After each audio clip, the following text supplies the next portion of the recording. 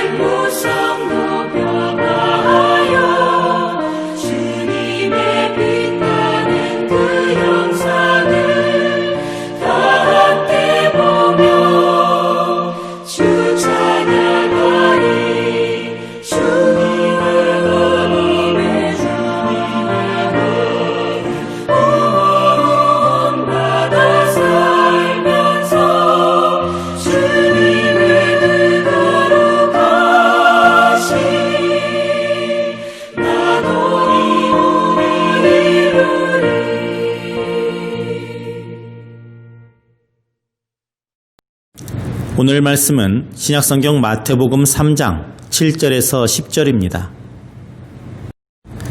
함께 봉독합니다. 요한이 많은 바리새인들과 사두개인들이 세례 베푸는 대로 오는 것을 보고 이르되 독사의 자식들아 누가 너희를 가르쳐 임박한 진노를 피하라 하더냐.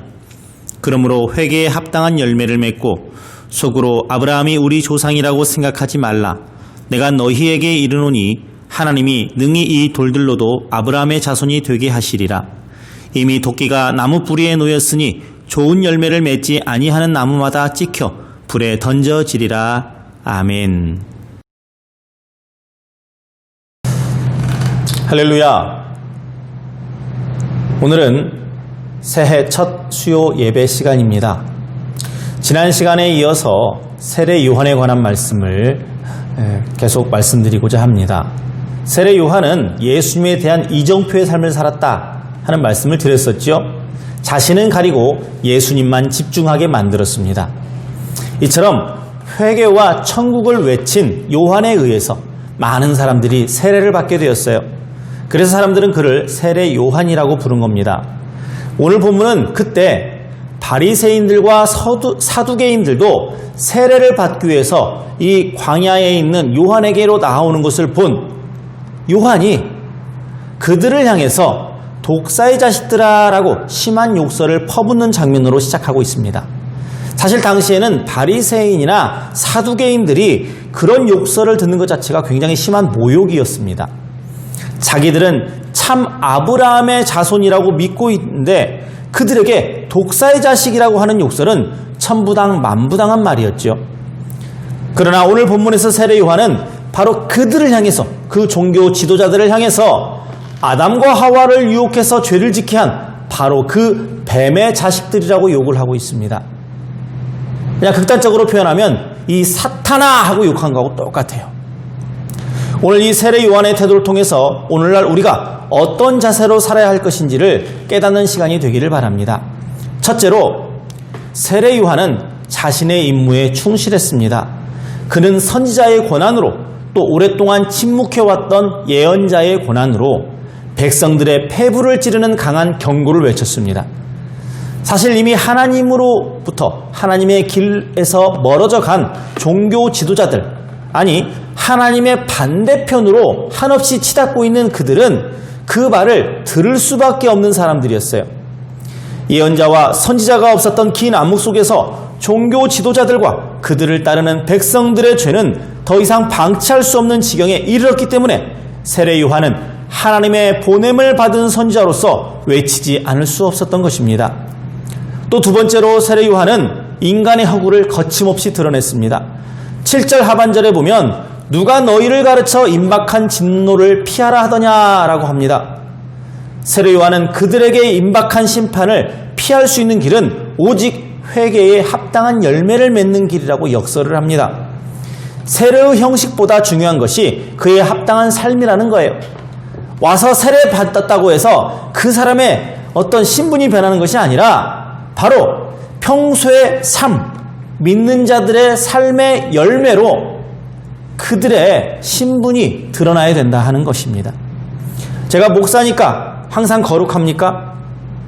이 땅에 있는 모든 목사들은 다 거룩하고 올바르고 하나님 뜻대로만 사는 사람들입니까? 그러지 않잖아요.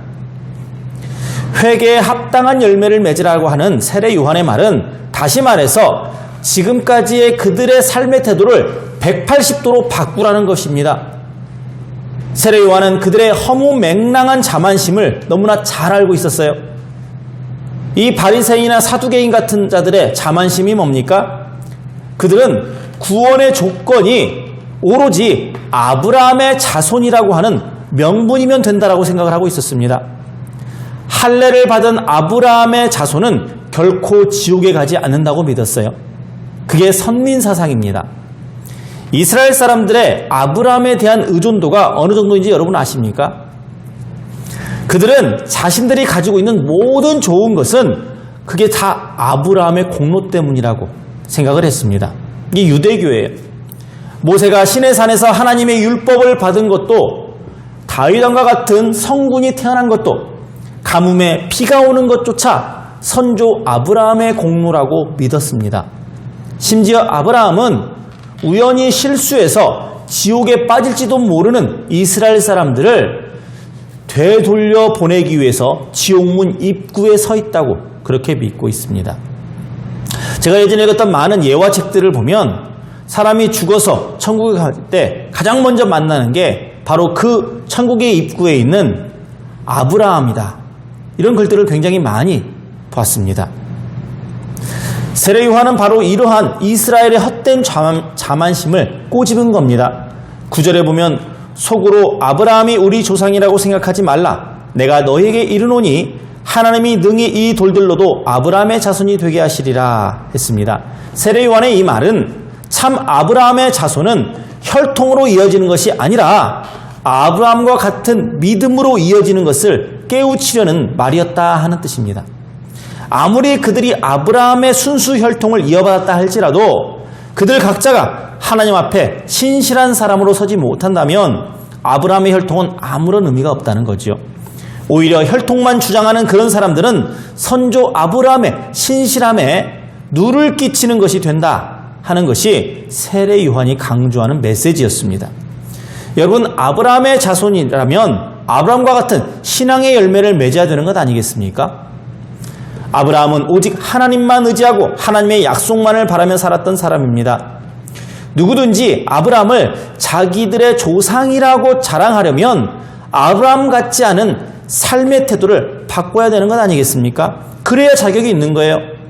아브라함은 하나님께서 지시하니까 그 길로 갔습니다. 저리 가라. 갔어요. 하나님의 뜻대로 살지 않았던 길은 하나님께서 막으시니까 아브라함은 돌아오고 그랬습니다. 그렇게 연단되어서 아브라함은 나중에 조카가 너는 저쪽에 있으면 나는 이쪽으로 가겠다. 네가 그쪽을 선택하면 나는 이쪽으로 가겠다. 양보하는 삶까지도 살았어요. 믿음의 사람이라면 그렇게 양보하고 겸손해야 될 것 아닙니까? 오늘 예배를 드리시는 여러분들은 이 말씀 속에서 무엇을 깨닫습니까? 나는 이스라엘 사람도 더군다나 아브라함의 자손도 아니기 때문에 이 세례 요한의 경고와는 무관한 사람이다. 혹시 이렇게 생각하십니까? 그러나 하나님께서는 세례 요한의 경고를 통해서 우리에게도 말씀하십니다. 습관을 쫓아 예배 드리는 것만으로 우리의 신앙은 열매 맺을 것이라고 생각하지는 않습니까? 백날을 기도 드려도 우리의 삶의 태도가 변하지 않는다면 우리는 세례 요한의 책망의 말씀을 결코 자유로울 수 없습니다. 사랑하는 성도 여러분, 다른 사람보다 우리의 삶이 더 많이 변해져 가야 됩니다. 우리는 이렇게 날마다 더 많이 기도하기 때문이에요. 그럴 때 우리 삶 속에서 신앙의 열매가 맺힐 때 비로소 우리는 스스로 영적인 아브라함의 자손이라고 자신 있게 말할 수 있다 하는 사실을 기억하시기를 바랍니다. 우리의 신앙과 삶은 한 가지 색깔이어야 됩니다. 겉과 속이 경건해야 됩니다. 참 신앙인으로 사는 우리 모두가 되시기를 주님의 이름으로 축원합니다. 기도합니다. 사랑의 아버지 하나님, 감사합니다.